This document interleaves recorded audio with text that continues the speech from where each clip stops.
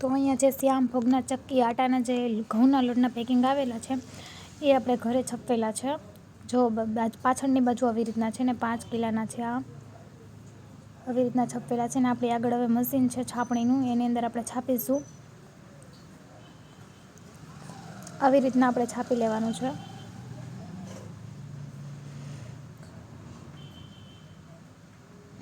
આવી રીતના સરખું જોઈ લેવાનું છે કે સરખી રીતના છપાય છે કે નહીં, અને બધા આપણે સરખી રીતના છાપતા જવાના છે.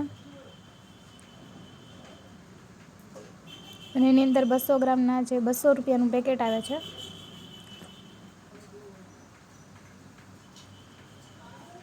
તમે જો આવો સરસ મજાનો ઘઉંનો લોટ છે આપણો.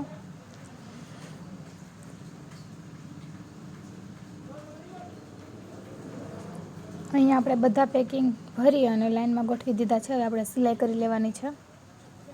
આપણા પેકિંગ ભરાઈ જાય પછી આપણે સિલાઈ કરી લઈએ.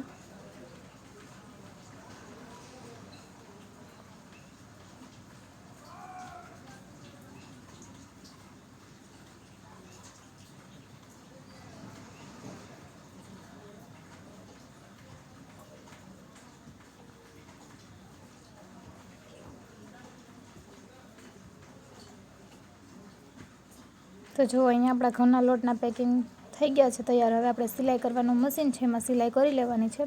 તો આ આપણું સિલાઈ કરવાનું મશીન છે અને આ પાટલો છે, ત્યાં આપણે ઘઉંનો લોટનું પેકિંગ રાખી દેવાનું અને પછી વાં સરખું સિલાઈ રહે કે નહીં એ જોવાનું છે, અને પછી આપણે સિલાઈ કરી નાખવાની.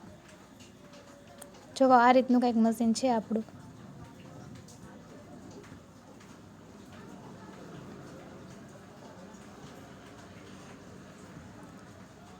અહીંયાથી ઓન ઓફ હીટર સ્પીડ અને કેટલા ઉપર આપણું મશીન છે એ બધું બતાવે છે. તો અત્યારે 193 મશીન છે આપણું. અને જો અહીંયા મશીન આપણે ગરમ કરવા માટે ચાલુ કરી દીધું છે. તો હવે આપણે સિલાઈ કરી લઈએ. તો જો અહીંયા સિલાઈ પણ થવા માંડી છે આપણી. તો આવી રીતના આપણે સિલાઈ કરવાની છે, અને તમારે હીટરને વધારવું હોય તો વધારી શકો છો, ઘટાડી પણ શકો છો. તો જો અહીંયા આપણું ઘઉંનો લોટનું પેકિંગ ભરીને તૈયાર થઈ ગયું છે. જો સરસ રીતનાનું ભરાઈ ગયું છે, ઢોળાતું પણ નથી.